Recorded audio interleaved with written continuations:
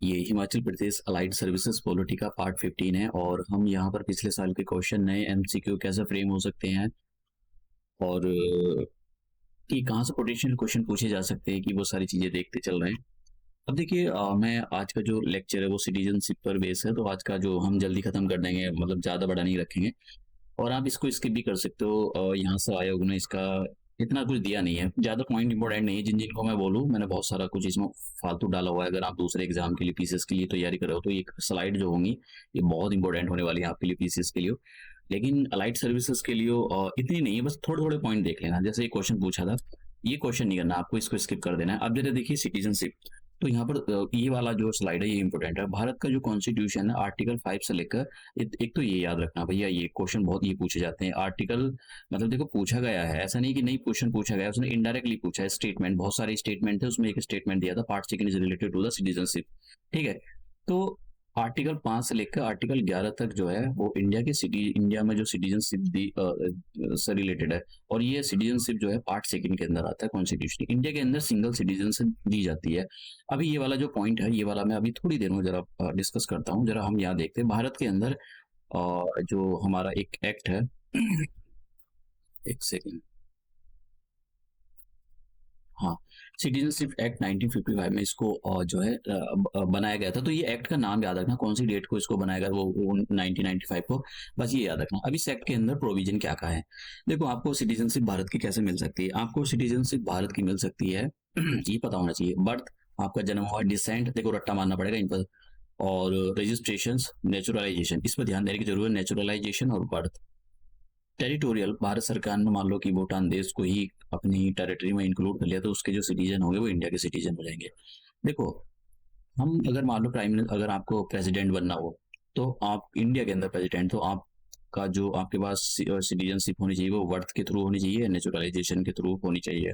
अगर आपको यूएसए का प्रेसिडेंट बनना है तो आप वहां पर जन्मे हो तभी वहाँ जो है आप जो प्रेसिडेंट बन सकते हो यूएसए के अंदर। ये यूएसए के बनाता है, यूनाइटेड स्टेट ऑफ अमेरिका के अंदर। तो ये वाला जो पॉइंट मैंने आपको बताया ना, अभी स्किप कर दो, तो वो इसी पर बेस है। ठीक है, तो ये वाले इसमें, और ये वाली स्लाइड इंपॉर्टेंट है। और ये वाला, ये जो लिखा है ना, इन इंडिया के अंदर both the citizen bye naturalised and the birth, ये दोनों के दोनों जो है प्रेसिडेंट बन सकते हैं। अगर यूएसए के अंदर आपको प्रेसिडेंट बनना है तो आपके वहां पर आपका जन्म वहां पर होना चाहिए, नॉट नेचुरलाइज्ड के थ्रू आप वहां का जो प्रेसिडेंट नहीं बन सकते। ये लाइन याद रखना है। देखो, इतना तो नहीं है, लेकिन अब पता नहीं आयोग का जो है कभी दिमाग फिर जाए और वो दे दे। अब देखिए सिटीजनशिप कैसे आपकी टर्मिनेट हो सकती है, जो मैं कह रहा हूँ आगे फालतू फालतू पढ़ने की जरूरत नहीं है। रिन्यूसिएशन आपने छोड़ ही दी है, टर्मिनेशन कर दी आपकी जो सिटीजनशिप है, और डेप्रीविएशन।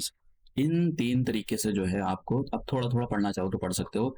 और ये वाली स्लाइड अदरवाइज इतनी जरूरत नहीं है, लेकिन फिर भी क्वेश्चन दे सकते हैं आयोग। इसमें यहाँ पर अब थोड़ी सी जो अमेंडमेंट किया गया था उसके बारे में देख लेते हैं। 2019 में भारत सरकार ने इसमें अमेंडमेंट किया। इसमें ये बोला गया कि भाई जो भी हिंदू हैं, सिख हैं, जैन हैं, पारसी हैं, बुद्धिस्ट हैं, क्रिश्चियंस हैं, अगर वो उन पर एट्रोसिटीज हो रही है और पाकिस्तान, बांग्लादेश और अफगानिस्तान से वो 31 दिसंबर 2014 से पहले आ चुके हैं, तो उनको जो है भारत की सिटीजनशिप दी जाएगी। मुस्लिम यहाँ पर इंक्लूड नहीं किए गए, तो ये बात यहाँ पर याद करने की जरूरत है, ये काफी इंपॉर्टेंट है। और ये जो एक्ट है ये आसाम, मेघालय, त्रिपुरा, मिजोरम, जो 6 शेड्यूल में आते हैं उनके लिए अप्लाई नहीं होता है। तो एक तो ये वाली स्लाइड इंपॉर्टेंट है, ठीक है। और जो इसमें एक तो ये डेप्रीविएशन और कैसे लिया जाता है, सिटीजनशिप एक्ट कब आया था, कैसे छोड़ी जा सकती है, ये कैसे कैसे मिल सकती है आपको सिटीजनशिप, ये वाली स्लाइड इंपॉर्टेंट है। बाकी ये वाली जो ये जो स्लाइड है इसको आप डिलीट कर दो या छोड़ दो, मत करो। ये भी कर सकते हो, ये भी छोड़ सकते हो, ये नहीं करनी है, ये नहीं करनी है, ये नहीं करनी है, ये नहीं करनी है।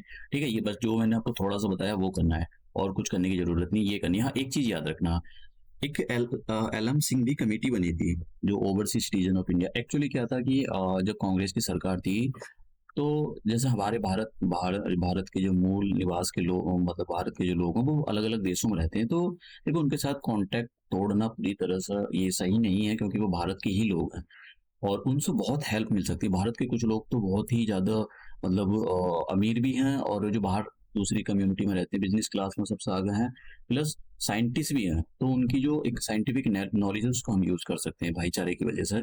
तो हमको उसको उनको ट्रीटमेंट देने चाहिए कि ठीक है, उनके साथ बुरा बर्ताव नहीं करना चाहिए। तो इसलिए उसको देखते हुए कि भाई जो ओवरसीज सिटीजन ऑफ इंडिया के लिए भारत कांग्रेस सरकार ने एल.एम. सिंघवी कमेटी बनाई है। तो ये याद रखना, एल.एम. सिंघवी कमेटी 2002 में बनाई गई थी। बस ये वाला पॉइंट याद रख लेना। बाकी और कुछ करने की जरूरत नहीं है, आप इसको स्किप कर सकते हो, अपनी नॉलेज के लिए पढ़ सकते हो।